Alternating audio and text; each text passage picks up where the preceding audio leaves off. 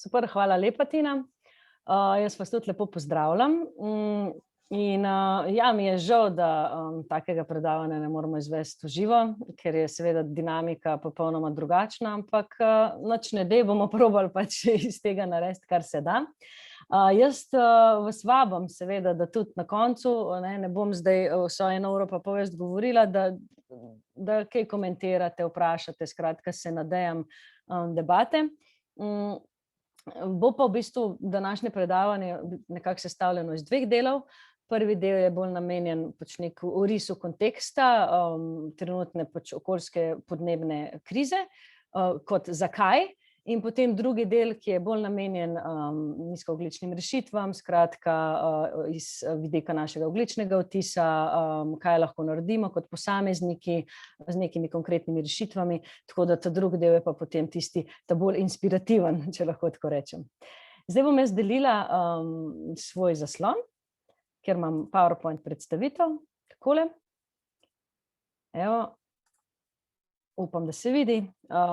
Tako, skratka, organizacija, iz katere prihajam, Umanotera, je nevladna organizacija in mi v bistvu zelo veliko delujemo na politikah, predvsem na področju podnebnih sprememb, ampak širše trajnostnega razvoja, varstva okolja, tako da v bistvu je tukaj ena široka paleta projektov, iz katerih delujemo, in sicer to že 25 let. Zdaj, preden začnemo, pa bom spustila en kratek filmček za inspiracijo.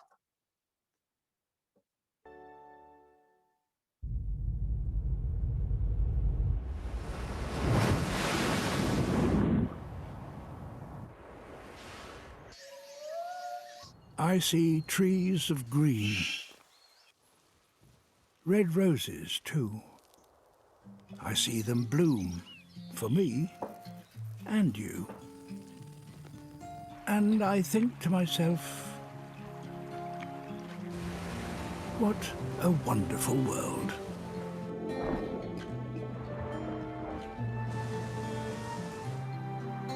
I see skies of blue,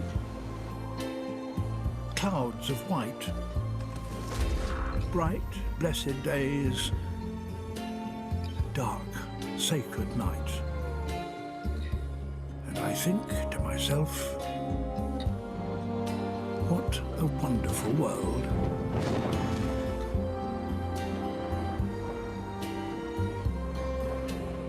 The colours of a rainbow, so pretty in the sky,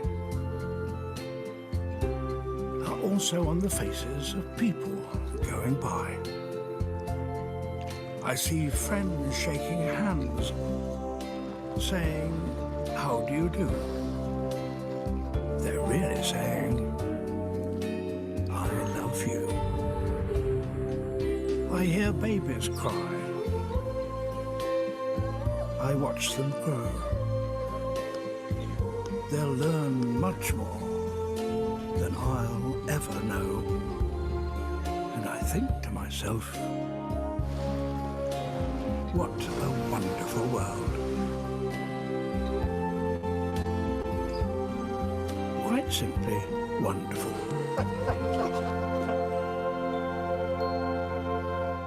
Morda ste prepoznali tega gospoda na koncu, David Attenborough, več kot 90-letni gospod, ki nas že res dolgo časa razveseljuje s svojimi dokumentarci. Zdaj zadnje čase smo lahko spremljali to dokumentarce o njegovem življenju, toplo priporočam, če ga še kdo ni videl. Zakaj sem izbrala ta filmček?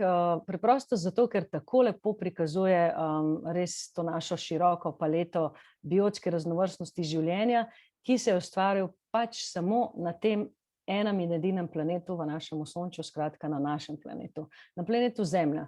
To je edinstveno, da so se pogoji ravno tako poklopili, da imamo pogoje za življenje, se pravi kisik, imamo vodo, imamo točno ravno pravšnjo temperaturo. Kaj se dogaja? Sonce svojo energijo oddaja na Zemljo in Zemlja potem pač to toploto in energijo odbija nazaj. Zaradi tega, ker pa ima en zelo čisto tanek ovoj okrog sebe, se pravi atmosfero, pa delček te toplote lahko zadržuje. In zato je na našem planetu prijetnih povprečnih 15 stopinj Celzija. Ravno toliko, da se je lahko razvilo življenje. In ta plast, ta atmosfera je tanka plast toplogrednih plinov, zato temu učinku, ko energijo okrog našega površja, zemljinega površja zadržujemo, pravimo učinek tople grede. Samo za primerjavo, dva planeta, ki nista prav daleč stran od nas, na primer Mars, na Marsu je učinek tople grede zelo šibek, zato je površje planeta zamrznjeno, jasno ni znakov življenja.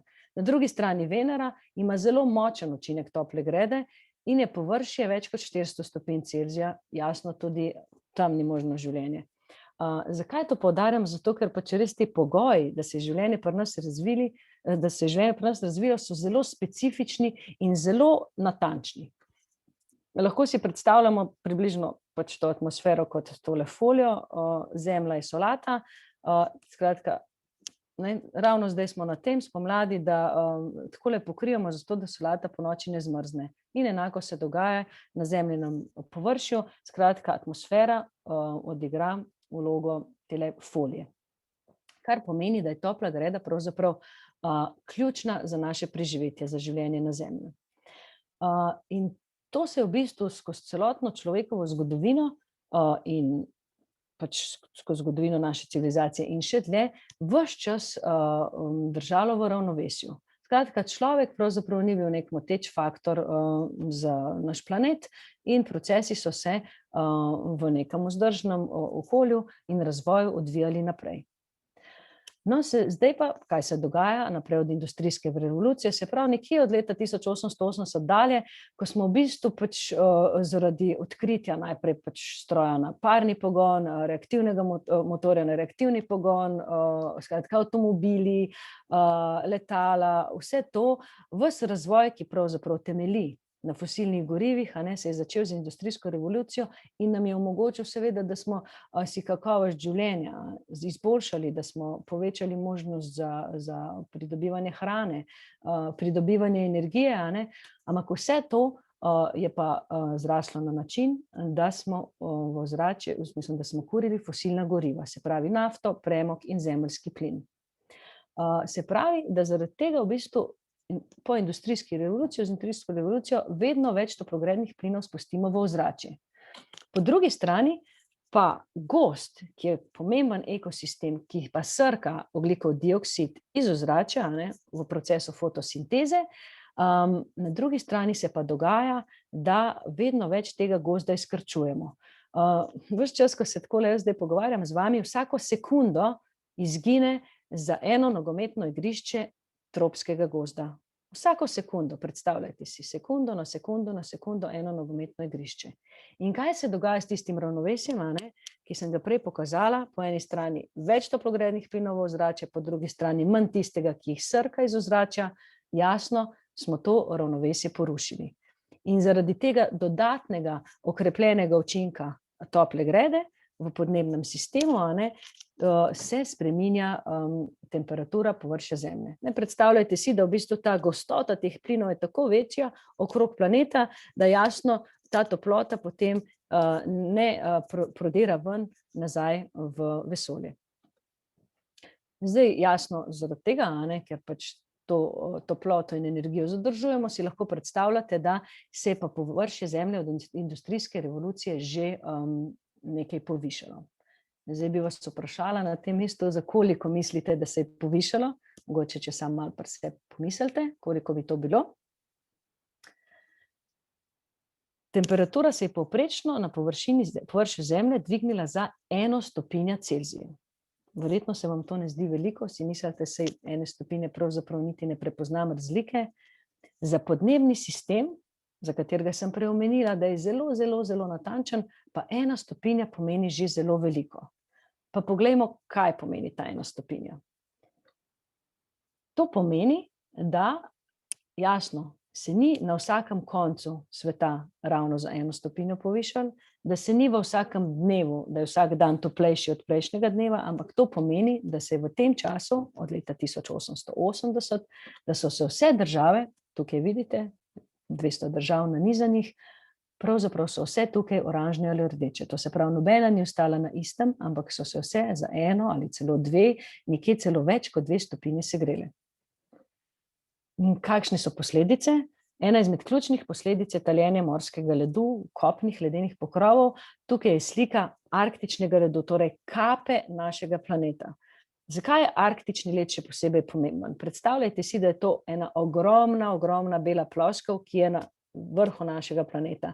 In ta ogromna ploskev jasno odbija toploto, tako kot si pač poleti oblečemo belo majico, da se odbija vročina. Enako vlogo odigra ta velik leden pokrov. Manj kot je tega pokrova, manj lahko toplote odbija in jasno bolj se segreva in potem tega pokrova še hitreje zmanjkuje. Druga stvar je, da arktični led oziroma pač severni pol zelo močno definira, na kakšen način na našem planetu pihajo vetrovi in na kakšen način tečejo morski tokovi. Če se spomnite mogoče iz osnovne šole, tistih zemljevidov, modre črtice pa rdeče črtice, kje gre topo, kje gre mrzel tok, no, to v bistvu definira zelo močno arktični led. In seveda, če se v bistvu ta sistem zmeša, potem to močno vpliva tudi na morske tokove. In dejansko morski tokovi imajo zelo velik vpliv na podnebje na določenem območju. Lahko si predstavljate, da New York in Atene sta na enaki nadmorski višini, pa vendar imata popolnoma drugačno podnebje. Eno je zelo pač celinsko, eno je pa zelo mediteransko, ampak sta na enaki višini. To je zaradi pač teh tokov morskih.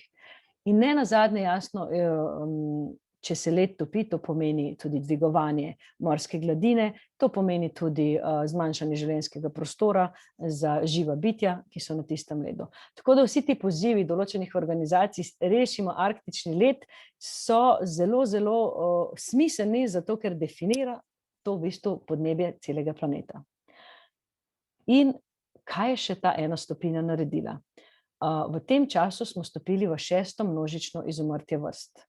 To je v bistvu prvo množično izumrtje, ki ga povzroča človek, zdaj smo pač na pragu tega izumrtja in seveda jasno neko naravno izumiranje vrst je v bistvu nek naraven cikel.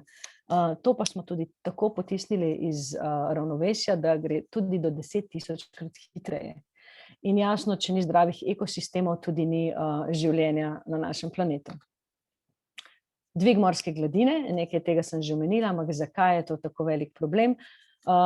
Kot vemo, iz zgodovine so se tipično ljudje naseljevali ob obali zaradi pač povezav morskih, zaradi gospodarstva in jasno, tukaj so ogromna velemesta, tukaj govorimo res o milijardah ljudi, ki potencialno se bodo morali izseliti zato, ker bodo njihova mesta poplavljena. Danes že milijone in milijone, naprimer New York vlaga v to, da bi rešili mesto, ki je pravzaprav na popolnoma nemogočem prostoru, sploh Manhattan, ki so ga širili v prostor vode.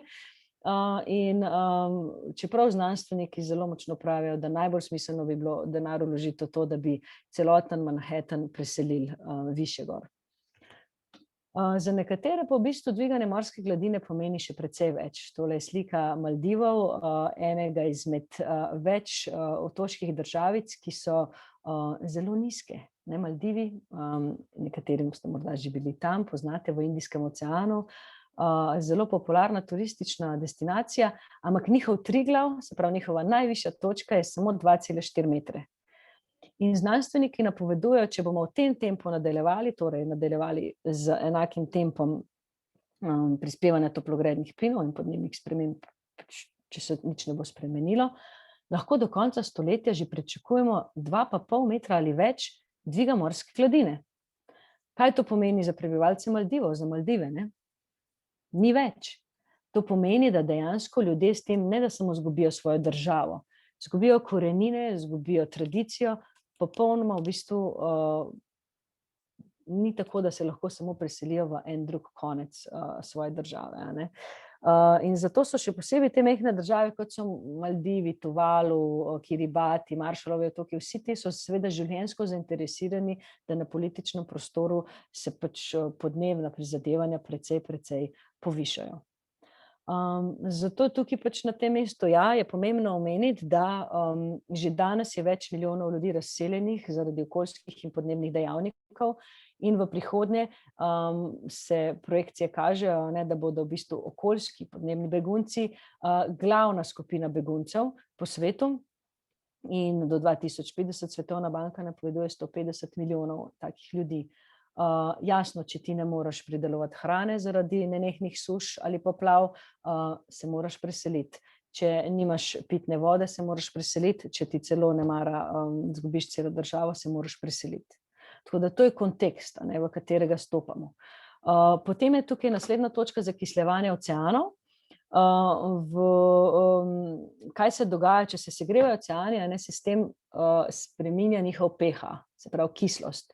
In kislost zelo močno vpliva na življenje, predvsem naprimer na koralnih grebenih. Morda ste videli tiste slike pobeljenih koralnih grebenov, skratka, to so pravzaprav mrtvi koralni grebeni. Koralni grebeni pa odigravajo vlogo v morju približno tako kot tropski gozdovi na površju. Skratka, imajo res ključno vlogo za življenje.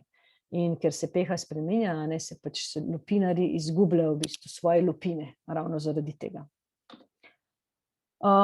Posledica je tudi, da se zanesljivost oskrbe s hrano zmanjšuje, namreč, kot sem omenila, prej suše naprimer in poplave. Tukaj lahko vidimo, da v polovici stoletja so v glavnem države, ki bodisi imajo največ prebivalstva, bodisi pridelujejo hrano še za druge konce sveta, so najbolj rdeče. Tako da v bistvu tukaj to vpliva na vse, če tudi ne živimo trenutno v tej rdeči državi. In glede na način, kako pridelujemo hrano, Organizacija za prehrano in kmetijstvo Združenih narodov ocenjuje, da imamo samo še za 60 let rastnih pogojev za kmetijske rastline in to je predvsem zaradi našega načina pridelovanja hrane. Potem naprej. Nekaj se mi zašteka. Potem je tudi podnebne spremembe so seveda lep poligon, da se razvijajo in širijo nove bolezni. Zdaj vem, da smo imeli že v Evropi tudi Ziko pred leti, kar je tipično tropska bolezen. Mogoče, če v našem kontekstu pogledamo, rebrače, to so v bistvu te invazivke, ki so kot meduze v našem morju, zadnjih letih jih je precej, Rebrače, naprimer, ravno zato jih je tako veliko, ali pa komarji, ali pa klopi, zato ker so zime premalo časa in premalo mrzle.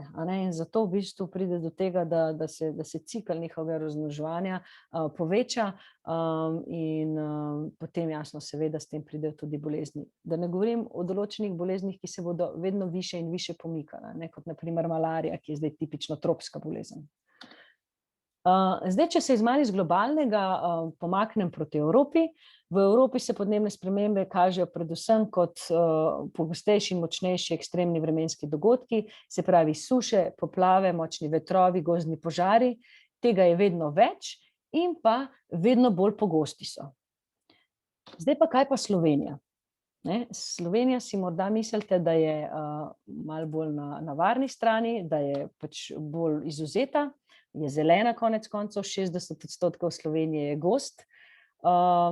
In bi vas vprašala, a mislite, da je enako podnebno ranljiva, je bolj podnebno ranljiva, ker marsikoga preseneti podatek, da je Slovenija pravzaprav nadpovprečno podnebno ranljiva in da se segreva še 2-krat hitreje od svetovnega povprečja. Zakaj je temu tako? Preprosto zaradi geografske lege, ker je na presečišču več svetov, se pravi mediteranskega, alpskega, celinskega, in to je v bistvu razlog zakaj, v primerjavi s kakšnimi sosednjimi državami.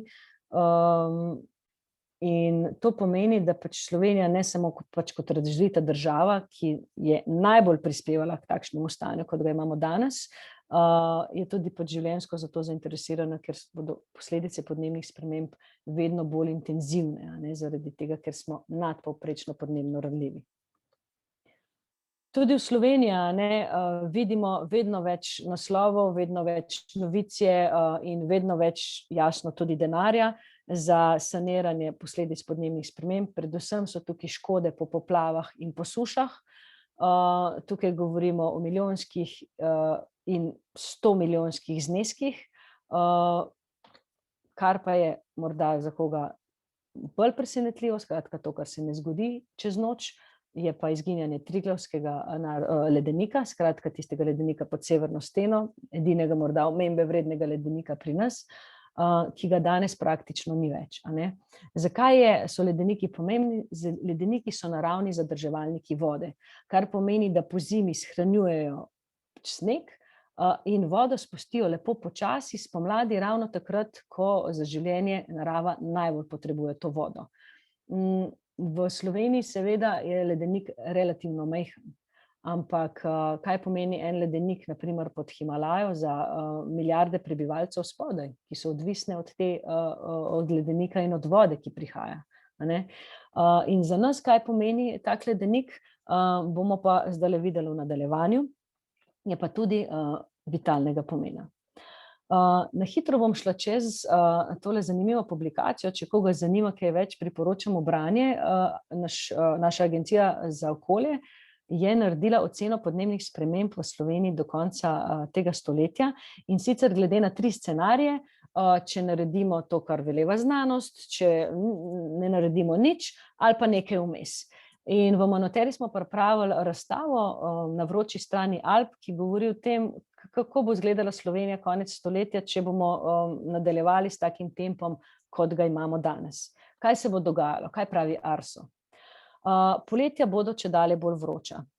To pomeni, da Ljubljana poleti, kot vidimo zgoraj, izgleda še tako, ljudje še preživljajo čas na prostem, to pomeni, da mesta pravzaprav ne bodo več imele znakov življenja, zato ker bo prevroče. Kaj to pomeni za delo na 40 stopinjah?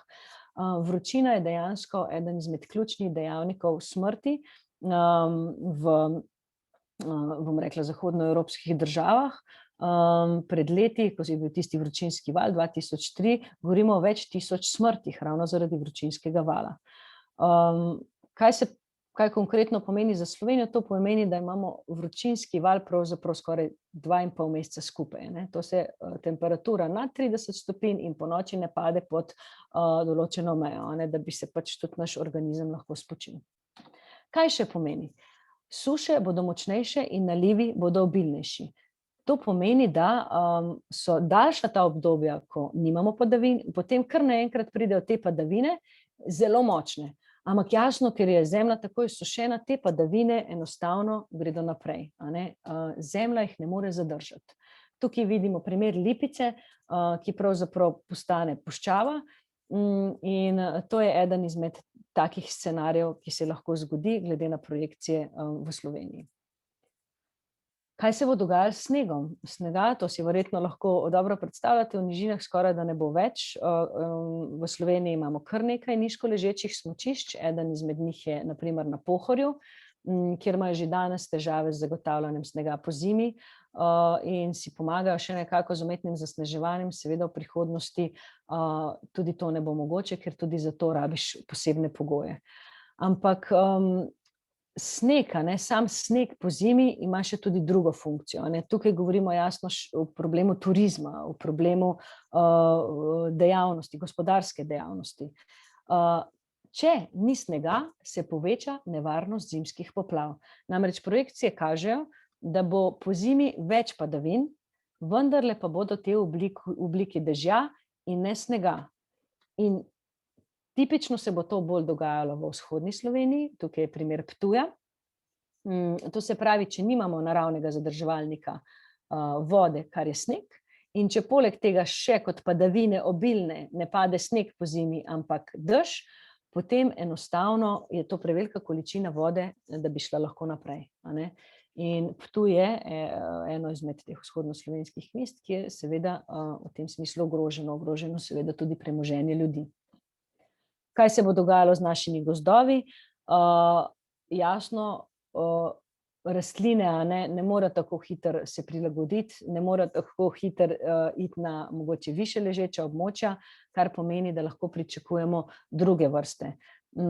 Predvsem se omenja na primer bor, predvsem smreke in bukve, ki sta najbolj pogosti vrsti v slovenskih gozdovih, tiste ne bodo več tako prisotne, ker podnebje ne bo več primerno za njih, ampak jih bo nadomestil na primer bor, kar pa pomeni tudi slabša kakovost za les, da ne govorimo seveda o tem, da so močni gozdovi zelo pomembni in da je v Sloveniji dejansko gozd že precej ogrožen. Če v gozdu, v slovenskem gozdu smo v zadnjih letih videli, da je veliko škodljivcev, ravno zato, ker pride do segrevanja, pride do nekega ekstremnega vremenskega dogodka, takrat gozd rata ranljiv, potem pa na primer pride škodljivc, podlubnik in potem še bolj napade ta gozd. In še danes na primer se sanira določene stvari, ki so prišle takrat po tistem žledu, ki je bil res velik. In moramo zelo poskrbeti za to, da v bistvu gozd v Sloveniji ohranimo v čim boljši kondiciji. Kaj se bo dogajalo z gladino morja? Tudi Slovenija ne bo izvzeta. V Sloveniji se najbolj pričakuje, da bodo ogroženi obmorska mesta, jasno, in pa tudi soline. Tukaj je slika Pirana pod vodo, vsake toliko časa ga poplavi, v projekcijah pa to pomeni pač dejansko poplavljeno mesto. Tako da posledice bo občutil vsak od nas, in sicer v tem, da bo problem s pridelovanjem hrane, v tem, da bo včasih vode enkrat preveč, včasih je bo premalo, v tem, da bodo vročina in nove bolezni ogrožale zdravje. Mimogrede, ta ilustracija je bila narejena pred kakršnokoli slutnjo korone, je pa danes v bistvu realnost. Jasno, korona ni povezana s podnebnimi spremembami, ampak pač tak prizor je danes. In pa seveda tudi mi ne bomo izvzeti iz konteksta podnebnih beguncev. Po eni strani bo Slovenija še država, kjer bo dlje časa možno dostojno življenje v primerjavi s katerimi drugimi državami, in po drugi strani bodo pa določena območja v Sloveniji, ki pa ne bodo primerna za življenje. Tako da v bistvu jaz sem vam zdaj kako bi rekla, razgalila težke podatke, to so pač dejstva, in tukaj smo nekako kot teli pingvini na ledeni ploskvi, talijo se nam tla pod nogami, časa zmanjkuje, in zato je seveda vprašanje, kaj zdaj. V političnem prostoru obstaja konsenz, da si moramo kot države, kot mednarodna skupnost prizadevati, da glede na predindustrijsko dobo ne pustimo segrevanja čez 1,5 stopinje Celzija. To je tudi znanstveno ugotovljena meja, ki jo bomo še lahko nekako obvladovali. In zdaj sem rekla, da smo 1 stopinjo že dosegali. Moramo se zavedati, da toplogredni plini, ko jih enkrat spustimo v ozračje, imajo še dolgi rok delovanja, tudi do 100 let, na primer ogljikov dioksid, kar pomeni, da praktično smo že na 1,5 stopinji.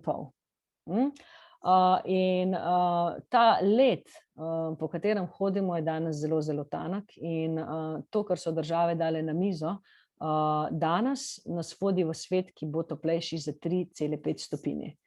Kar pa seveda pomeni res, kako bi rekla, ogrožujoč naš način življenja. Okej, zdaj pa kako človek vpliva na podnebne spremembe. Tukaj je pa zdaj ta naš ogljični odtis. Lahko si predstavljate, rekla sem, da zgodovinsko gledano smo države globalnega severa tisti, ki smo največ prispevali k podnebnim spremembam. Jasno pa vsak človek drugače prispeva, vsaka država drugače prispeva, in tudi vsak človek znotraj vsake države. Tukaj je en tak popačen zemljevid. Kot vidite, so nekatere države precej bolj napihnjene, nekatere so precej tanjše. To je v bistvu izkaz ogljičnega odtisa po državah. Ogljični odtis pa merimo v tonah ekvivalenta CO2, to se pravi v tonah emisij toplogrednih plinov. In ogljični odtis pravzaprav na posameznika kaže nekaj takega. V Sloveniji vsak prebivalec povprečno povzroči 8,4 tone emisij toplogrednih plinov na leto. Se pravi, vsak od nas ima ogljični odtis 8,4 tone na letni ravni. V ZDA, kot vidite, je 19, ta številka. Na prebivalca tukaj govorimo. Potem obstajajo afriške države, ki imajo, ne vem, tudi po 0,25 tone na leto. Zelo različno je. Povprečno, svetovno povprečje je približno 5 ton na leto na prebivalca. In kaj mislite, koliko pa bi lahko vsak izmed nas prispeval, da bi lahko vzdrževali neko podnebno ravnovesje? Kot veste, ravnovesje je emisije, ki jih spustimo v ozračje, in na drugi strani gozd, ki srka emisije iz ozračja. To ustvarja neko ravnovesje. Da bi obdržali podnebno ravnovesje, vsakemu Zemljanu pripada 1,7 tone. Ogljični odtis bi lahko imeli 1,7 tone. Kaj to pomeni za Slovenca, na primer? To pomeni, da vsak izmed nas ima skoraj 5-krat prevelik ogljični odtis. In to pomeni, da tega preprosto ne bomo rešili s tem, da bomo šli samo v trgovino, pa bomo izbrali en izdelek namesto drugega. To pomenijo res korenite spremembe. Ogljični odtis vsakega izmed nas je sestavljen iz vseh segmentov našega življenja. Kako se segrevamo, kako se vozimo, kaj jemo, kaj kupujemo, kako ravnamo z odpadki, nazadnje. In to ne samo doma, to tudi v službi, to tudi na počitnicah, v šoli, vse povsod. In če koga zanima tukaj več, ste vabljeni na našo spletno stran, je prosto dostopen ta kalkulator za izračun ogljičnega odtisa in zanimivo je, kako vam pokaže, kjer je tisti segment, ki je pri vas mogoče najbolj izrazit, tako da lahko potem veste, kje je smotrno, da naredite kakšen večji korak naprej. Ker tam bojo potem učinki precej večji. Jasno, kaj lahko storimo? Veliko lahko storimo. Jaz pravim, da imamo vsak izmed nas ima 2 mišici. Ena mišica je državljanska mišica, ena je potrošniška mišica in obe mišici sta veliki mišici, če jih le uporabljamo. Skratka, tam sta obe mišici. Potrošniška mišica je jasno tista mišica, ki nas daje vlogo potrošnika, kaj kupujemo, česa ne kupujemo, na kakšen način v bistvu svoj denar, svojo energijo vlagamo, v kaj dajemo. Državljanska mišica je tista, ki zahteva sistemske spremembe, tista, ki spreminja zadeve na tak način, da potem ostanejo nekje zapisane. In obe sta zelo pomembni. Zdaj se bom sprehodila čez ta tipična področja, ki sem jih omenila, in vas upam, da inspirirala s kakšno dobro prakso. Začela bom pa s tem, kako se premikamo. Zakaj? Ker v Sloveniji je ogljični odtis oziroma pač največ emisij toplogrednih plinov prispeva prav promet. In to je v bistvu naša rak rana.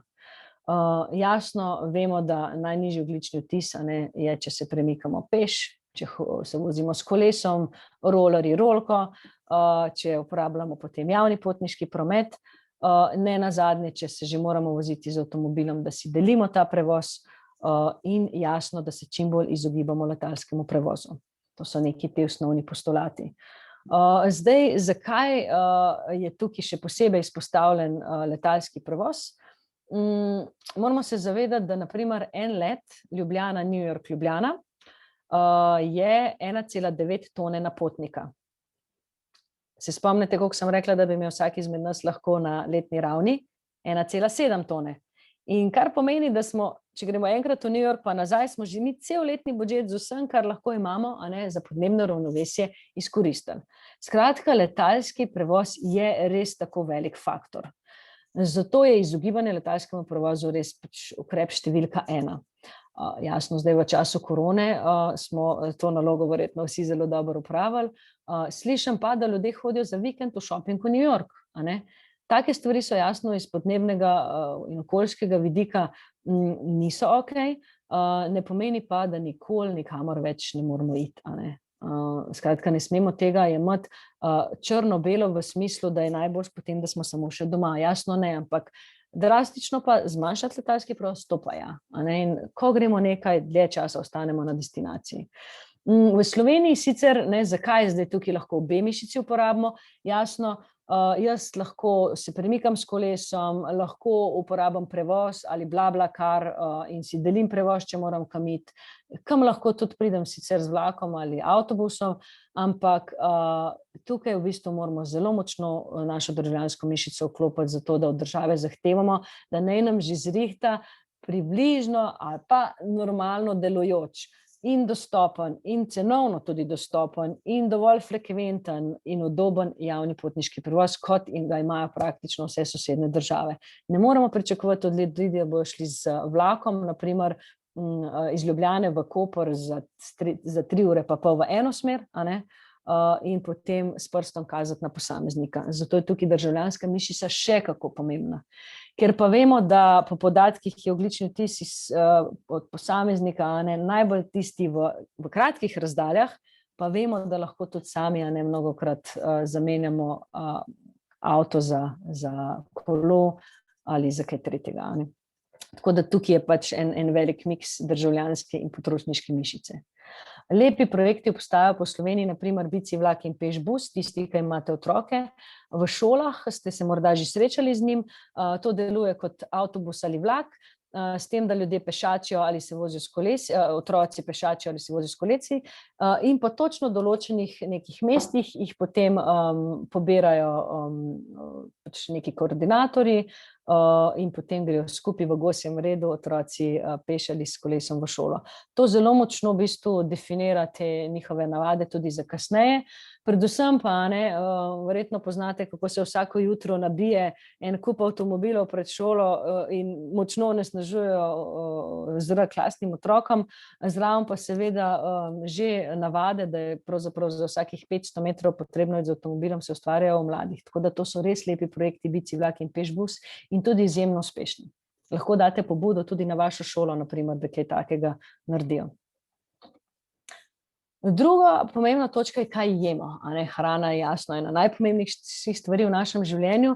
Verjamem, da veste, da če je hrana pridelana lokalno, da ima nižji ogljični odtis. Da če je sezonska, tudi. Ker to pomeni, da hrana ne potuje iz drugega konca sveta. Najbolje seveda, če imamo lasten vrtiček, če je lastno pridelano. Če je hrana ekološko pridelano, ima tudi nižji ogljični odtis vis-a-vis konvencionalni pridelavi. Največji tisti faktor, ki je ogljični odtis nižji, je pa, če je hrana rastlinskega izvora ali pa hrana živalskega izvora. Tukaj se pa v bistvu najbolj pozna ta razlika. Zato zmanjšanje količine mesa v prehrani je eden izmed ključnih podnebnih ukrepov.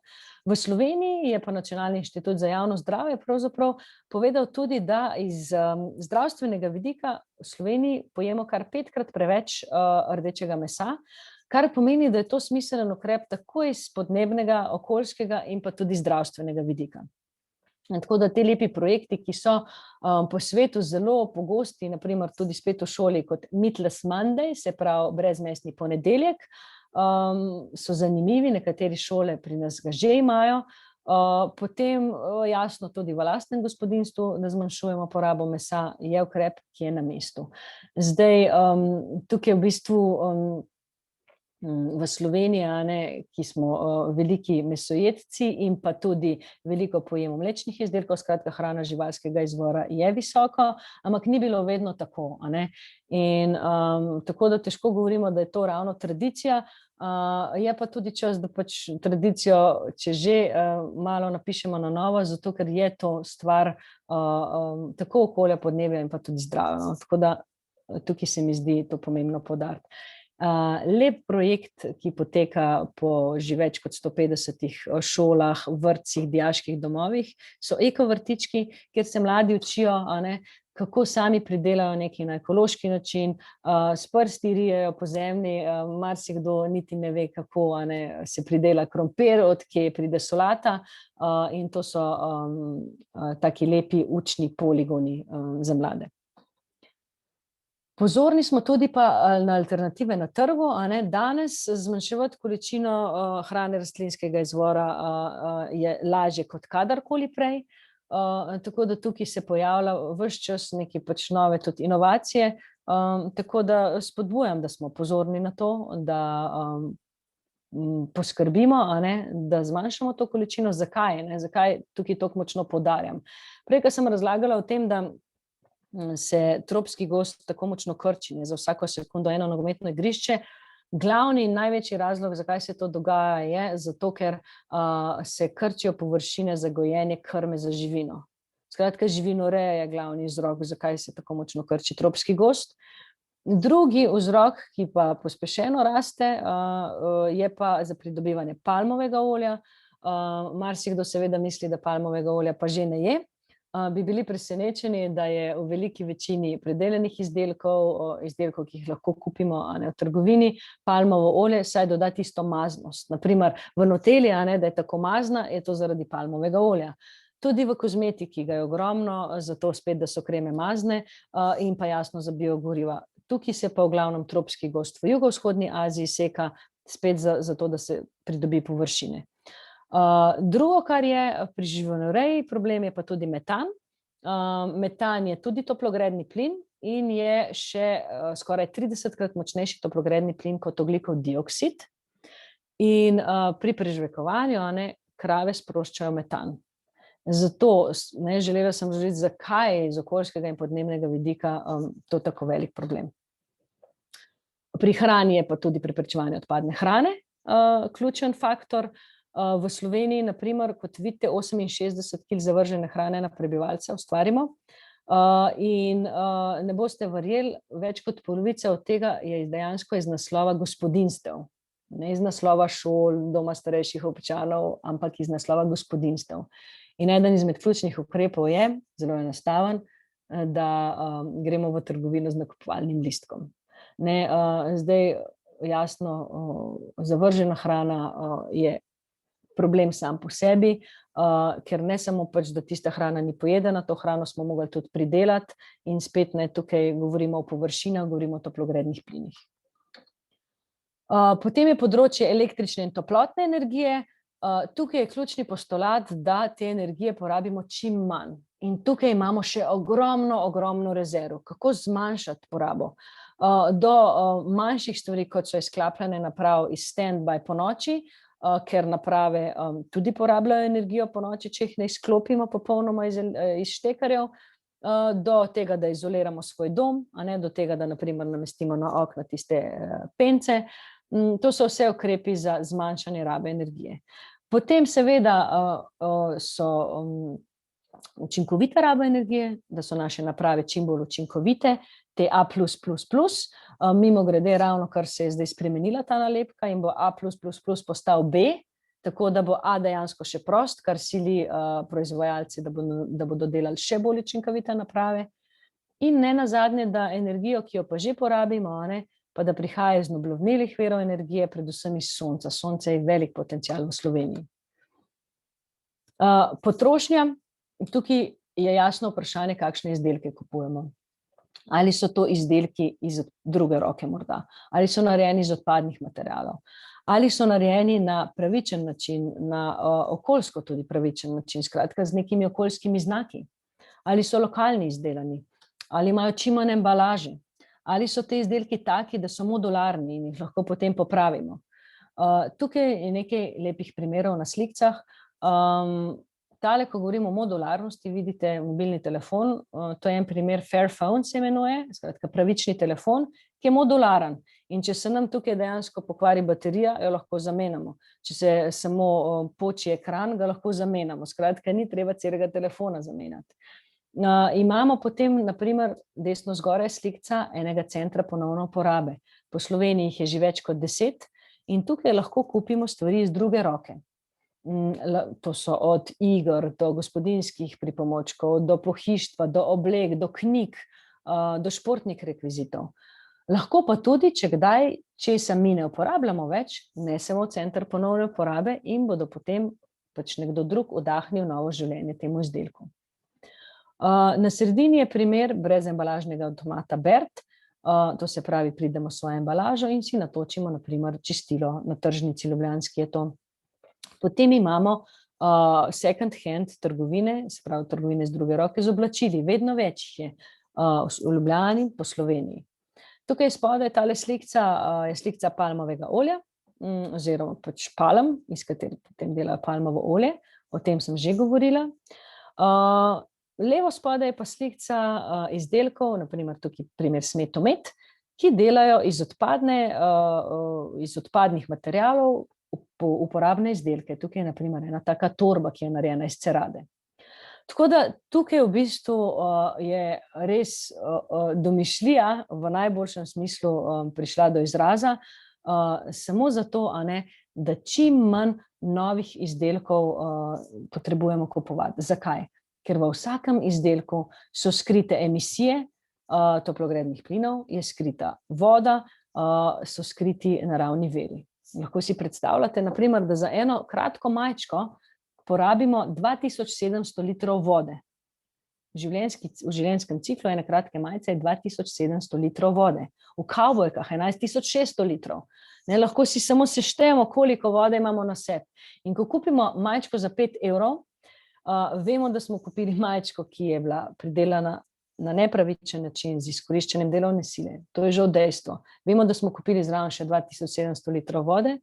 Vemo tudi, da smo kupili najverjetneje izdelek, ki ne bo dolgo časa trajal. Kar pomeni, da bomo kmalu mogli kupiti spet novega. Tako da to so vse vprašanja, ko se vprašamo, kakšne izdelke naj kupujemo. In zato je v bistvu drugo vprašanje bolj na mestu. Ali naj jih sploh kupujemo? Danes ni lažje, kot nekaj si izposoditi, najeti ali so uporabiti. Še nikoli ni bilo lažje. V Sloveniji se tako rekoč že izmenjuje vse. Od oblek, do otroških igrač, do sadik, do semen.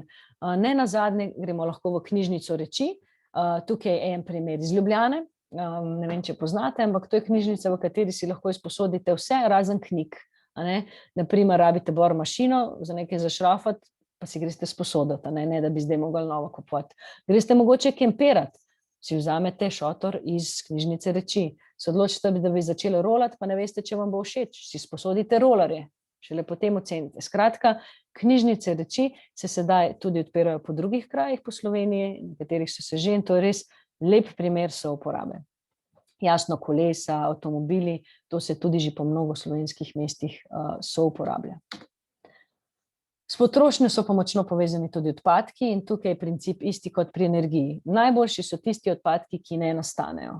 Zato sem tako močno poudarjala, tudi tiste prejšnje souporabljanje iz druge roke, jasno zaradi tega dodatne energije, ki je nismo porabili, ampak tudi iz naslova odpadkov. Tukaj je vrhovni postulat, zero waste življenje. Verjamem, da ste že slišali za to. Jaz bi vam pa mogoče predstavila tukaj levo spodaj eno zanimivo prakso, in sicer gre za slovensko podjetje, slovensko znanje v podjetju Julon, ki so iz odpadnih ribiških mrež in pa talnih oblog naredili 100% reciklirano najlonsko nit. To je slovenska invencija, iznajdba, imenuje se Econil. In potem iz te niti delajo, na primer, kopalke, tiste švicmajčke za teči. Skratka, kaj je še lepota te niti je, da je neskončnokrat reciklabilna. Se pravi, da potem, če ena taka stvar razpade, ponovno lahko spet naredimo novo majčko. In še poleg tega, te ribiške mreže, ki sicer tavajo po morjih in uničujejo morsko življenje, jih s tem vlečejo z vode in še s tem naredijo zelo dobro delo. Skratka, tukaj v bistvu razvoj na tem področju se že zelo močno dogaja. Zakaj pa je vrhovni postulat, da zmanjšamo količino odpadkov? Zato, ker, na primer, kar se tiče plastike, je samo 10% recikliramo, 12% sežgemo, vse ostalo pa onesnažuje kopno in morja. To pomeni, da mi lahko še kako pridno ločujemo, ampak dejansko je smeti preveč in nimamo kaj z njimi, kar pomeni, da jih mora biti manj, preprosto jih mora biti manj. In še zadnje področje, kjer pa včasih malo tudi popustimo sami pri sebi, ker gremo le na počitnice. Tukaj so pa v bistvu principi popolnoma enaki kot pri vsem ostalim, ker na počitnicah se premikamo, nekaj jemo, kaj kupujemo, tako da v bistvu so principi vsega tega, kot sem jih omenila prej. Je pa mogoče tukaj, bi samo dodala, da ravno to, če mi nekam gremo v daljne kraje, da je smiselno, da tam ostanemo dlje, tako zaradi vidika ogljičnega odtisa, da to naredimo manjkrat, pa za dlje časa. In to je tudi način, da lahko zares spoznamo naravno dediščino, kulturno dediščino ljudi, običaje, da si širimo ta obzorja. Skratka, ne pomeni, da potem res nikamor nikoli ne smemo iti. Še proti koncu gremo, bi vam rada pokazala še tale letak. To smo pripravili in smo zračunali v bistvu ogljični vtis za posamezne naše tipične stvari. Zakaj? Zato, ker velikokrat rečemo, ne, da vsako malo dejanje šteje. In je res, vsako šteje. Ampak, ko morda vemo, katero je tisto naše dejanje, ki pa več šteje kot drugo, je pa smiselno, da svojo energijo usmerimo tja. In lahko vidimo, da, kot sem prej omenila, ne, če gremo v New York in nazaj, smo že naš letni ogljični budžet zapolnili, ne, kaj šele, če gremo kam dlje, naprimer v Avstralijo, kar je 5 ton, vidimo, kaj pomeni, ne, en letalski let manj v primerjavi s tem, naprimer, da peremo perilo na manj kot 90-60 stopinj. Kaj pomeni življenje brez avtomobila? Skoraj 2 toni. Kaj pomeni uživanje rastlinske hrane v primerjavi živalskega izvora? Skoraj 1 tono. To so tisti 3 ključni ukrepi, na katerih lahko res veliko spremembo naredimo. In potem tako naprej grejo te ukrepi, še enkrat, vsak ukrep pa jasno je pomemben in to tudi sama zagovarjam. Tudi če ima posaditev drevesa samo 0,02 tone, ne, v svojem življenjskem obdobju, to drevo je zelo pomembno, da za naše gozdove skrbimo in da tudi pogozdujemo tam, kjer je potrebno. Zakaj? Zato, ker zdaj smo prišli do točke, da naš gozd skoraj da ni več tisti, ki srka CO2 iz ozračja, ampak dejansko že prispeva toplogredne pline v ozračje. Ker vemo, da les skladišči CO2 v sebi. In ko enkrat razpade, gre to nazaj. Kar pomeni, da zakaj se to pri nas dogaja? Predvsem zaradi tega, ker imamo zelo star gozd. In zdaj je v fazi in bo v fazi pomlajevanja, zato je v bistvu pestrost in kakovost gozda ključnega pomena. Kaj šele na svetovni ravni? Kot sem rekla, tropski gozd predvsem pa so pljuča našega planeta. Besedo ali dve še v naši državljanski mišici, vmes sem že namigala za kakšno državljansko mišico, a državljanska mišica je pa to tudi to, da s svojimi sodelavci, s svojimi otroci, s svojo družino na delovnem mestu govorimo o teh stvareh. Da se mogoče pogovarjamo o tem, kar smo danes slišali, kar bomo danes o tem razmišljali. Da če smo mladi, ali pa tudi če nismo, ampak tukaj je pač celo gibanje, kako se mladi med sebojno ozaveščajo, prirejajo tekmovanja z raznimi filmčki, spisi, knjigami, ni da ni, res tukaj se ogromno dogaja. Potem so tukaj podnebne tožbe. Vedno več je podnebnih tožb po svetu in vedno več je situacij, ko sodišče pritrdi temu, da stvar sploh lahko pride na sodišče, kar je že zelo velik korak. In kaj v glavnem, tukaj sem izbrala sicer mladinske tožbe, ki so en zelo pomemben faktor. Kaj govori tožba? Preprosto vaše politične dejanja so premajhna v primerjavi s tem, kar pravi znanost, in onemogočate nam varno prihodnost. Ravno pred kratkim, pomembna je na Portugalskem, kjer so se mladi zbrali in tožijo kar države Evropske unije, kar pomeni tudi Slovenijo, ki zdaj sodišče naložilo, da se mora države izreči o tem, preden gre zdaj naprej v postopek. Tako da tukaj se ogromno dogaja. In verjetno ste vsi poznate Greto, ki je sprožila velik val s svojim šolskim štrajkom po celem svetu. Tukaj se mi zdi, da je simbolika zelo pomembna, ker pač punčka, ki se je en dan usedla pred švedski parlament in si je napisala plakat Šolski štrajk za klimo in je rekla, zakaj pravzaprav bi hodila v šolo, če ne bom imela prihodnosti. In tej punčki se je pridružil še par njenih sošolcev, teh sošolcev je bilo vedno več, dokler ni prišlo do milijonov in milijonov ljudi po celem svetu, ki so se pridružili šolskemu štrajku. In sprožilo se je gibanje, ki mislim, da se ga ne da ustaviti. In zato pač upam, da ste in se boste temu gibanju pridružili tudi vi, ker znanstveniki so si tukaj enotni. Tehnologijo imamo, znanje imamo, gospodarstvo je pripravljeno in ključna je politična volja. Da se bo pa politična volja spremenila, pa mislim, da jo moramo zahtevati mi sami.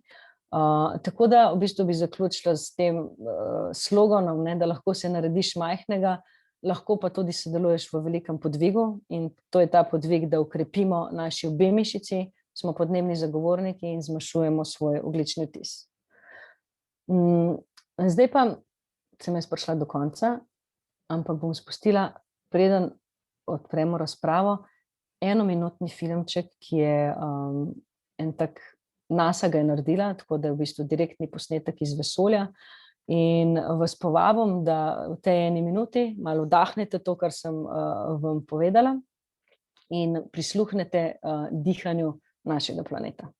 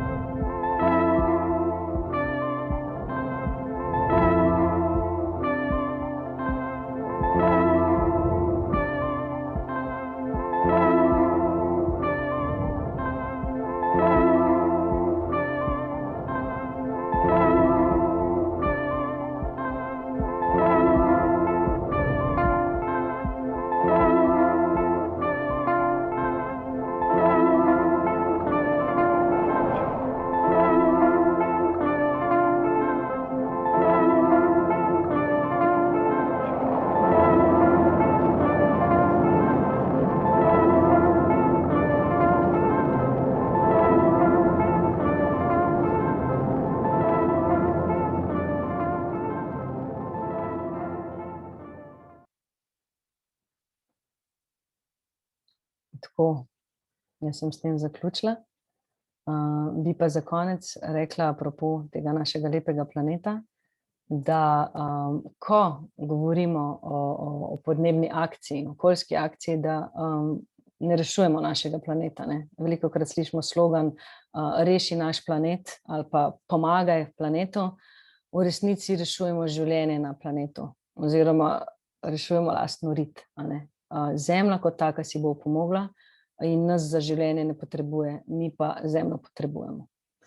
Tako da, evo, jaz zdaj tukaj zaključujem in vas vabim k vašim mislim, vprašanjem, mnenjem, refleksiji.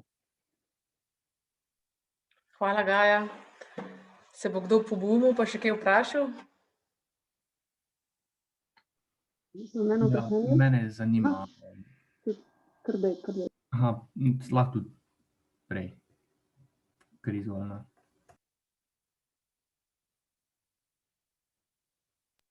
Okej. Dobro. V bistvu jaz sem včasih razmišljala glede na Slovenija, ker je velik delež gozda, ne, največji v Evropi. Imamo pa tudi na drugi strani kar nekaj površin, ki se zaraščajo. Zdaj, recimo iz vašega vidika, ali bi bilo bolj, nimamo pa po drugi strani toliko veliko obdelovalnih površin. Ali bi bilo zdaj bolj smiselno, da mi pustimo to zaraščanje oziroma mi negujemo še vedno to gozd, ali da mogoče vseeno zmanjšamo malo gozd in povečamo obdelovalne površine, da bi imeli pa več hrane, pa bili bolj samooskrbni. Kaj se vam zdi, da bi imel v bistvu večjo težo z okoljskega vidika? Ja, hvala za vprašanje. V bistvu je tako, da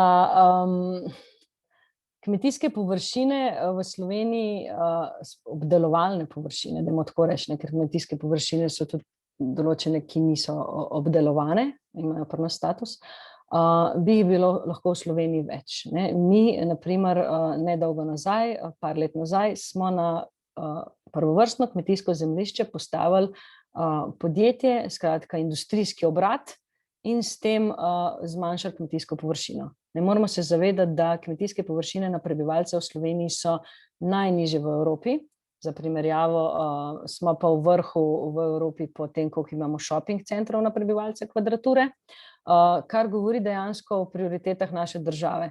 Tako da tukaj ni sploh vprašanje o tem, da bi mi mogli gozd sekati, da bi dobili površine, ampak kako s temi površinami, ki jih imamo, upravljamo.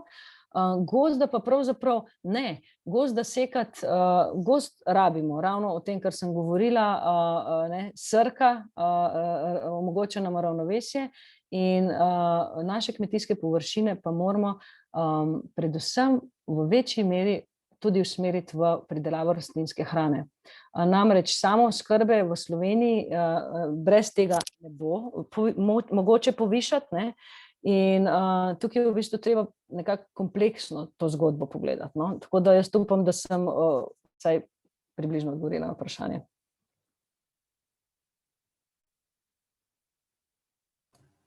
Okay, mene pa zanima, kje bi lahko kako dodatno literaturo pogledali, prebrali karkoli, mogoče imate kakšne predloge?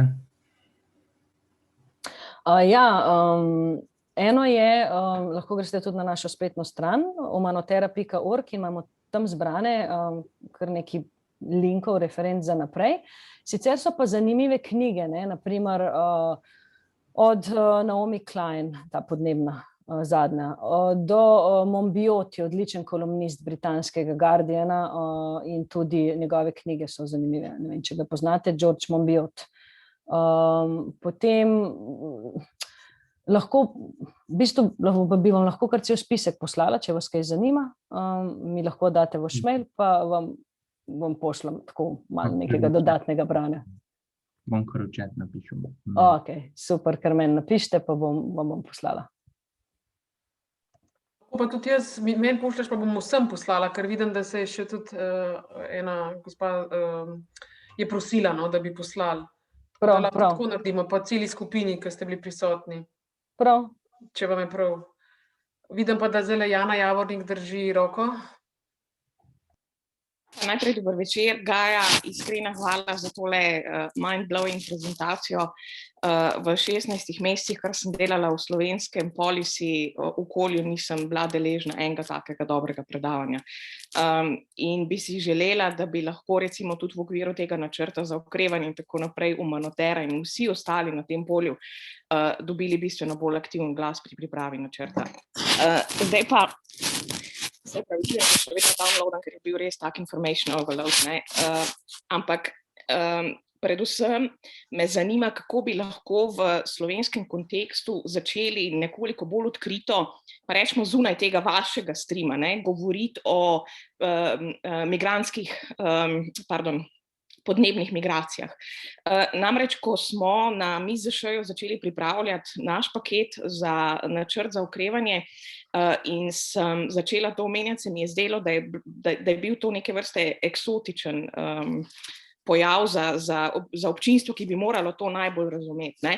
In me zanima, na kak način oziroma kako lahko v Sloveniji pospešimo tovrstne razprave in jih odpremo v nekem varnem okolju, ampak predvsem tistim, ki so največji skeptiki do podnebne krize, ne tisti, ki smo že prepričani, ne? Ker namreč tako kot pri ostalih vprašanjih vidika enakosti se ponavadi prepričujemo drug drugega, ne prodremo pa potem v tiste druga okolja. Tako da me res odkrito zanima vaše mnenje, predvsem izhajajoči švedskega in britanskega okolja, ker smo na nek način morda bolj izpostavljeni temu ravno zaradi tega, ker to prihaja že v naš intimni krog, ne? In je to izkustveno polje potem na nek način oblikuje naše stališče. Kako to narediti v Sloveniji? Hvala lepa. Ja, hvala za vaš odziv v štartu. Zdaj, najprej je tukaj zagata, da pojem podnebni begunec sploh ne obstaja, ne? In tukaj je stvar mednarodnega prava in smo se v Sloveniji že leta nazaj, ko smo se bolj začeli poglobljeno s tem ukvarjati, spraševali, kako sploh poimenovati te osebe in ta fenomen obenem, ne? Ker so to lahko podnebne migracije, podnebni begunci, potem smo prišli oziroma pravniki so prišli do tega, da bi bilo najbolj smiselno okoljsko razseljene osebe, zato ker čim ti rečeš begunc, to pomeni že, da dobi določen status, tega pa v mednarodnem pravu ni. In to že veliko pove, da česar ne poimenujemo, niti ne moremo šteti. kot da jih ni. Ker kaj se dogaja? Naprimer, primer Sirije, pa mnogo teh primerov je, da v Siriji, naprimer, je bil prej leta in leta suše, da so se ljudje začeli preseljevati iz podeželja v mesto, kjer so potem je prišlo do trenj in potem vemo, državljanska vojna in trajajoča groza, še danes. Ampak človek, ki mnogokrat je zaradi okoljskih ali podnebnih dejavnikov, je bil tisti prvi faktor, da nekam šel, potem je bil pa faktor drugi, se ta sled že zabriše. In kot da v bistvu pravzaprav to ni, bi rekla, faktor, in to damo dol iz polja. Ko bomo pa enkrat, ko pa nekdo izgubi državo, je pa tukaj nedvoumno, da je potem to podnebni begunec. Tako da že iz tega vidika se bo to moglo spremeniti, ampak problem je v tem, ker ni to tako, da ti en dan imaš vse ok, naslednji dan pa že izgubiš državo. Ampak najprej nekaj let traja, da ti pridelke namoči slano vodo, da izgubiš pitno vodo, da se iz enega dela otoka na drugega preseliš. Skratka, to so počasni letni procesi in ravno to je problem, da pri podnebju gre vse počasi. Ni nekega hitrega šoka, kot je naprimer pri koroni. Če je kaj korona pokazala, je pokazala to, da se lahko svet obrne čez noč in nekaj naredi, če se tako odloči. In podnebna kriza ni nič manjša, kot je bila, kvečjemu večja je danes.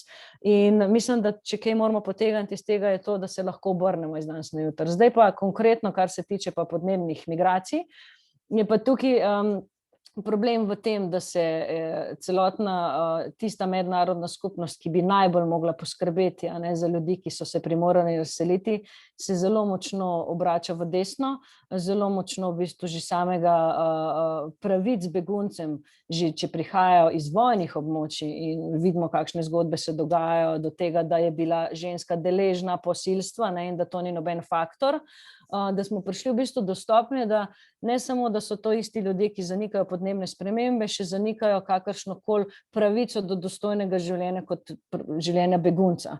Tako da imamo tukaj dvojno zagato.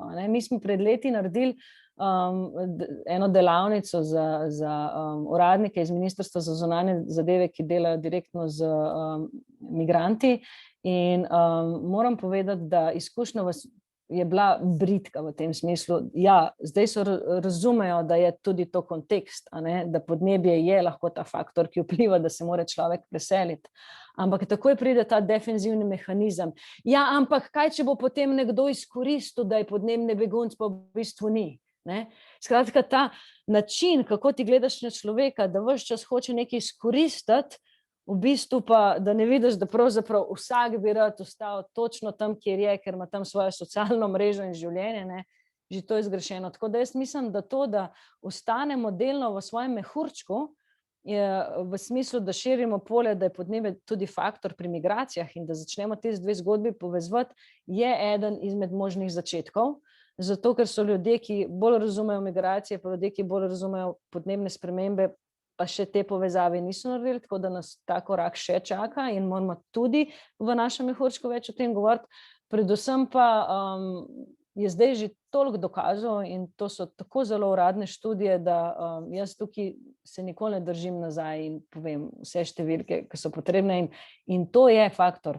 Mi se ne moremo seveda zapreti v našo trdnjavo, zraven si pa misliti po možnosti še pa, da bomo pa sončno energijo pa v Afriki proizvajali za naše lastne potrebe, še ta aroganca vsega tega. Tako da jaz mislim, da razpravo odpirati zelo močno in se povezovati med tema dvema poljema, ki danes lahko oba zelo parcialno gledata na stvar. Kar se pa tiče, še pokomentiram načrta za okrevanje, mogoče še za ostale.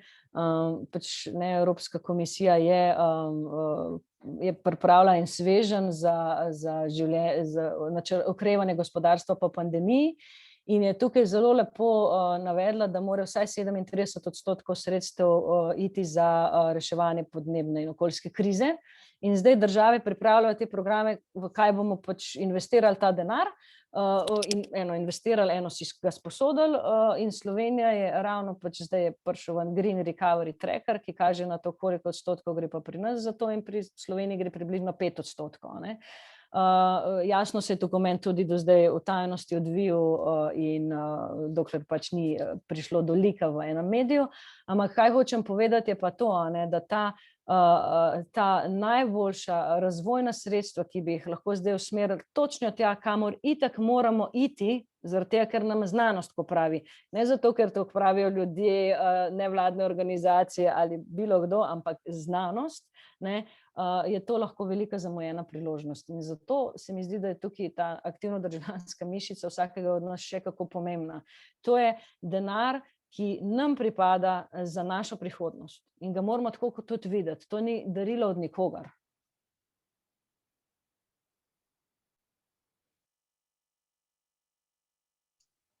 Je mogoče, jaz je to obdobje korona, ko so se velike tovarne ustavile, bo kaj se vsaj malo poznali, še ne vemo. Fajn vprašanje, dejansko tukaj smo zdaj dobili en mini uvid tega, vsaj na določenih področjih, kaj bi se moralo zgoditi, da bi približno obdržali stvar v obvladljivem, se pravi tistih 1,5 stopinje. Jasno, to ne pomeni, vsi moramo ostati doma, to samo pomeni, koliko moramo emisije zmanjšati. Zmanjšamo jih pa lahko na različne načine. Poznali se bo v toliko, da bi mogli to zdaj početi vsako leto. Ker pa ne bomo, in zelo tipično je, da ko pride do neke krize, vse te gospodarske krize, ko so bile do zdaj, za njimi pride tako imenovan rebound efekt, kar pomeni, da mi v upanju, da bomo gospodarstvo še bolj pognali, še bolj v bistvu emisije skočijo. Tako da v skupnem je potem še več običajno. In tudi tukaj se pričakuje ta rebound efekt. In zato to močno poudarjam, jasno, okrevanje gospodarstva mora biti, ampak kakšnega? In gospodarstvo je lahko zeleno. Tako da nažalost, če pač ne bomo kompasa spremenili, mislim poti spremenili, potem se ne bo v skupnem nažalost kaj dosti poznalo.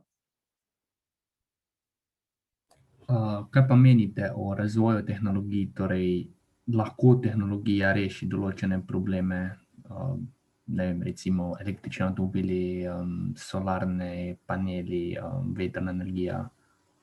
Kako je vaše mnenje o tem? Mislim, pač tehnološki napredek je jasno pomembna stvar in ves čas moramo zasledovati to, razvijati nove stvari, to je tukaj jasno. In tukaj nas, to, kar sem prej rekla, da smo tehnološko v bistvu že pripravljeni na ta preobrat, tukaj smo. Kar se tiče električnih avtomobilov, jasno boljša alternativa. Ampak ni pa alternativa, da vse avtomobile, ki jih imamo danes na cesti, na primer v Sloveniji ali po svetu, nadomestimo z električnimi avtomobili, ker avtomobilov na cesti imamo preveč. Alternativa je električni javni prevoz, ki te pripelje, če sem prej omenila Ljubljano-Koper, v 20 minutah, z električnim vlakom. To je alternativa. Tako da v tem smislu tehnologija ampak zmanjšanje skupne rabe energije je ključno. In ves čas, ko razmišljamo o tem, kako bomo zdaj ta energetski preobrat naredili v Sloveniji, se pojavlja vprašanje, kako bomo pa vso to energijo, ki jo danes rabimo, nadomestili. Noben se pa najprej vpraša, koliko imamo potenciala v energetskih prihrankih, se pravi v zmanjšanju rabe energije, in tega potenciala imamo ogromno. Jasno, sonce, kar ste omenili, je velik potencial v Sloveniji in tudi pač študije, uradne študije slovenske kažejo, da če bi pokrili vse tehnološki potencial, vse strehe v Sloveniji, bi dobili več električne energije, kot jo rabimo že danes.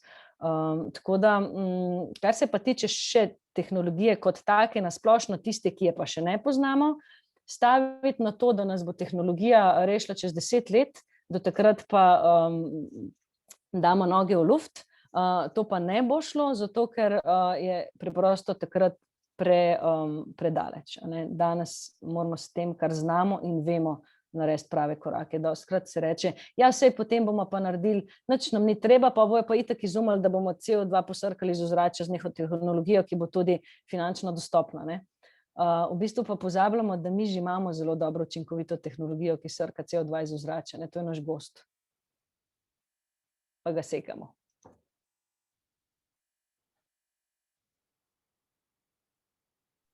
Kako pristopate do politikov, ko so se zakoni nekako proti tem našim podnebnih in okoljskih ciljem? Kako v bistvu njim dopovedujete, zakaj je to pomembno in zakaj v bistvu delajo napačne odločitve? V bistvu uporabljamo široko paleto taktik, bom rekla. Saj trudimo se, moramo se zavedati, da nas ni veliko. Nas je na Umanoteri na primer samo 6, sploh celo okoljsko gibanje ni veliko. Posledica tega je tudi to, da vse vlade, ene bolj ali manj, ampak ne pripoznavajo okoljske civilne družbe kot pomembnega, še celo več, mnogokrat jih vidijo kot oviro. Namesto, da bi nas videli, da tiste, ki opozarjamo, da nekaj ni okoljsko sprejemljivo, pa bi rekli hvala, ker ne nazadnje itak pride do tega potem čez nekaj časa, ali pride do nesreče ali nekaj, rečejo ne, vi delate probleme. Daleč od tega, mi zagovarjamo okolje, ker pač nima svojega glasu. In problem, naprimer, ta vlada aktualna, ki je šla res več korakov dlje in tukaj zdaj zelo sistematično vse okoljske varovalke ukinja, obenem pa dodaja dodatne pogoje za organizacije, nevladne in ostale, da se lahko vključujejo v postopke, in to je eden izmed načinov, da se vključiš v upravni postopek, naprimer pridobivanja nekega okoljevarstvenega dovoljenja. Sicer sledimo, kakšni zakoni se pripravljajo in pripravljamo predloge k členom spremembe. Pripravljamo tudi različne alternativne razvojne strategije, da ni samo to, česa ne, pa zakaj je to narobe, ampak kaj pa ja, na kakšen način pa ja. Tako da pač tukaj tudi probamo pokazati, da daleč od tega, da bi bila to vse znanstvena fantastika, da se da to narediti pač in na človeku in naravi prijazen način. Do peticij, do nenazadnje tudi na cesti smo že bili, skratka probamo uporabljati različne načine v upanju, da skratka pridemo do tega, da slišijo pravi ljudje, se pravi, verjamemo pa na koncu v moč argumentov. In mislim, da to pa vedno probamo dati neko strokovne odzive. Med drugim pač koordiniramo tudi mrežo Plan B za Slovenijo, ki združuje 39 nevladnih organizacij z področja trajnostnega razvoja, tako da imamo različne delovne skupine za podnebje, energetiko, krožno gospodarstvo, ekološko kmetijstvo in tako naprej, tako da se probamo res na vseh področjih strokovno aktivno angažirati.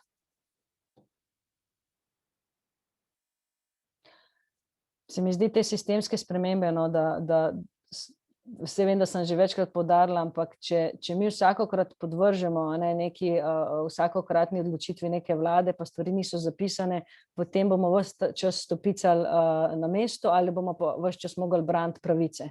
In zaradi tega je tako nujno, da se stvari zapišejo in jasno seveda tudi izvajajo. In jaz se sprašujem, zdaj vse te stvari, ki se bodo na nove zapisale, tukaj se dejansko zdaj odpirajo pogoji, verjetno ste videli prejšnji teden, možna gradnja na vodovarstvenih območjih, zdaj govorimo mislim, skratka, skoraj ne mine teden, ko ne bi na okoljskem področju prišlo do res nečesa zelo, zelo problematičnega.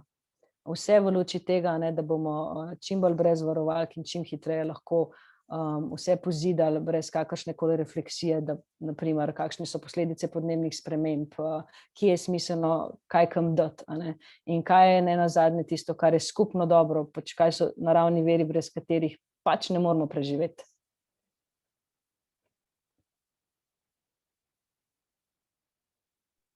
Je mogoče še kakšno vprašanje še?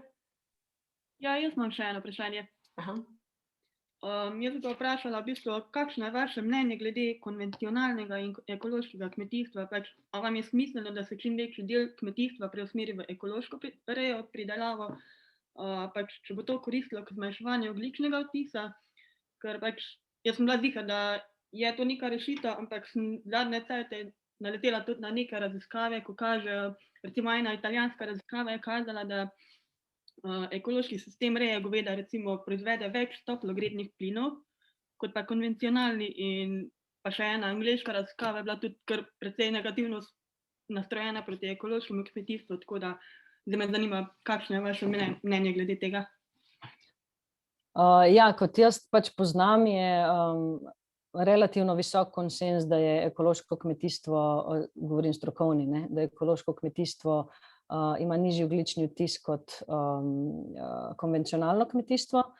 Ampak tukaj je treba videti še nek dodaten faktor. Ekološko kmetijstvo je tudi ukrep prilagajanja na podnebne spremembe. Zakaj? Zato, ker v konvencionalni rabi tal, to so običajno potem izčrpana tla, to so monokulture, je odzivanje na te pretrese, skratka na te ekstremne vremenske dogodke, o katerih sem govorila, težje. In zato je ekološko kmetijstvo smiselno iz vidika blaženja podnebnih sprememb, kot tudi iz vidika prilagajanja na podnebne spremembe. Kar se tiče živinoreje, naprimer tudi tukaj ogljični odtis, ko govorimo prosta reja, pa v hlevih, tudi tukaj ni glih čisto enoznačno. Kar pa je enoznačno, je pa to, da je ogljični odtis živinoreje takšne ali pa drugačne zelo, zelo, zelo velik v primerjavi z rastlinsko hrano, zato jaz ves čas poudarjam, da tukaj je v bistvu tisti ključni faktor. Ko govorimo pa o sadju in zelenjavi, pa ni dvoma, da je ekološko kmetijstvo definitivno ima nižji ogljični odtis kot konvencionalno. Ja, kaj pa predvsem glede količine hrane, recimo, če je ekološko, potem se manj hrane pač pridela in s tem je zdaj spet en problem, pač prehrana po svetu. Ja, zdaj hrane po svetu v resnici ni premalo, samo napačno razporejena. Vemo, da ogromno hrane gre v procesu pridelave stran, to se zavržejo ogromne količine hrane že tam, ki se pridelajo, potem pa še vse tisto, kar sem prej razlagala. V ekološkem kmetijstvu moramo razumeti, ja, eni tudi rečejo, naprimer, da je dražja, kar sicer je spet sistemska stvar, ker jasno ne bi smela biti, če ti uničuješ raven še okolje, bi to moglo imeti svojo ceno. Ampak to na stran, ekološka hrana je bolj hranljiva, ja. In načeloma jo potrebujemo vase, zato da imamo dober izkoristek hrane, to, kar potrebuje naše telo, manj količinsko kot konvencionalna, ki je mnogokrat bolj prazna. Kar pomeni, da tukaj tudi v tem smislu odgovori na vaše vprašanje. Je pa jasno, da moramo zelo smiselno razmisliti in umestiti na recimo Sloveniji, pa tudi drugod, na tisto površino, ki jo imamo, kaj bomo pridelovali, kaj je najbolj smiselno za naše potrebe, da dobimo in dovolj ohranjeno naravo ven in okolje, ker kmetijstvo je največji problem prav povzročene ohranjenosti narave, in jasno tudi iz vidika kaloričnosti. Zato v bistvu pa se pravzaprav posod po svetu so postulati zelo podobni in enaki, ampak gre pa tudi vedno smiselno v kaj usmeriti svoje vire. In recimo Evropska skupna kmetijska politika, v glavnem so to napisale večje države, kot so na primer Francija, in oni imajo res samo te veliko imajo teh velikih konvencionalnih kmetij. In ta sistem je na primer za Slovenijo zelo napačen. Po drugi strani pa podpora ekološkemu kmetijstvu zelo premajhna. Povpraševanje je v Sloveniji večje po ekoloških pridelkih, kot ga uspejo slovenski kmetje zagotoviti, zato tudi toliko ekološke hrane predvsem iz sosednje Avstrije. Tako da tukaj je še ogromno potencialov in treba je to spodbujati sistemsko na zelo različnih ravneh. Ne govorim samo o denarju, daleč od tega, tukaj so tudi pač določene usposabljanja, povezovanje. Mali slovenski kmet nikakor ne more konkurirati enemu velikemu kmetu, na primer iz sosednje države. Mehni povezani ekološki kmetje pa ja. Jaz se spomnim, pred leti nazaj je Državni zbor delal javno naročilo in so rekli, tak in tak odstotek ekološke hrane bomo dali, so dali v naročilo. Imeli so na koncu 2 ponudnika. Ekološki slovenski kmetje so se združili in so postavili najnižjo možno ceno, da so še lahko pokrili svoje stroške. Zraven so imeli pa pač nekega velikega avstrijskega ponudnika, ki je na koncu dobil naročilo. Kako zgrešeno je to od naše politike, da ne podpre že v osnovi slovenskega ekološkega kmeta, ker tukaj ni samo tista cena za tisto hrano, ki jo imajo v nekem majhnem odstotku, ampak je tukaj ohranjanje naše biodiverzitete, naše vode, ohranjanje delovnih mest. Vse to potem zraven pride v kompletu. Pa mislite, da bo kdaj recimo predvsem meso, kar precej ne vsakdanja dobrina, pač, zdaj že tudi kar nekaj govora o teh laboratorijski pridelavi mesa ali nekaj takega, mislite, da bo to tudi? Ja, zdaj v Sloveniji, ko so delali na zadnje raziskavo, je v Sloveniji manjša naklonjenost oziroma manj so ljudje odprti laboratorijskemu mesu. Prej bi bili pripravljeni manj mesa pojesti kot laboratorijskega jesti, tako da to je zelo stvar odprtosti in navade konec koncev, ker tukaj se dogajajo že zelo veliki premiki. To, da je manjkrat meso na mizi, to je definitivno en izmed ključnih ukrepov, ampak to ni zdaj tako, da nekdo pride in nekomu to nekaj zapove. To je stvar celotne kulture. Kako, naprimer, kaj otroci že dobijo v vrtcih ujesti, v šolah za jesti, kaj se ponudi v restauracijah. V večini restauracij sploh nimaš izbire, naprimer nekega veganskega menija. Če pa že je pa mogoče ena stvar, ki ti pa mogoče slučajno ni všeč. Skratka, res je tukaj en pač cel spekter, ki bo počasi vse skupaj prevesil v drugo stran. In ja, meso, glede na sploh, kakšen ima svoj okoljski vtis in kaj vse je potrebno za to, da pride tisti kos mesa na krožnik, je prepoceni. Pa ne mislim, da je zdaj vse treba seveda z denarjem regulirati, ampak gre za to, da ne odraža svoje cene vsega tega in kot tudi večina drugih izdelkov, ki sem govorila prej o naših majčkah in tako naprej, ampak ja, definitivno bolj redka dobrina in bi bilo tudi prav. To je pač nek skupni pogoj, za to, da lahko dostojno preživimo. Dejansko ni tako, da bi lahko samo en sektor naredil ogromne korake, en sektor pa nič. Prišli smo do točke, ko morajo vsi sektorji kot široki plug narediti vse korake.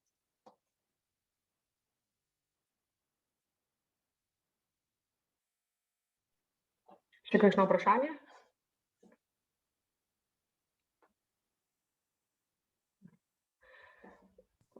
Moramo zaključiti. Še? Ampak ne bi želela občinstva tukaj zadrževati, tako da mi kar povejte, če... Ne, lahko pa, ja, okej. To se bom pa zahvalila v imenu mreže kluba alumnov vsem, ki ste bili prisotni in ste tudi v bistvu si vzeli čas, da aktivno sodelujete v tem. Tako da jaz bom tudi zdaj izklopila, bom snemanje plus, zdaj, če hočete sami govoriti, bo ta ostali še tukaj, Jaz bom pa tole zaključila. Tako da vas lepo pozdravljam in Gaja, se ti zahvaljujem. Hvala, lepo se imejte.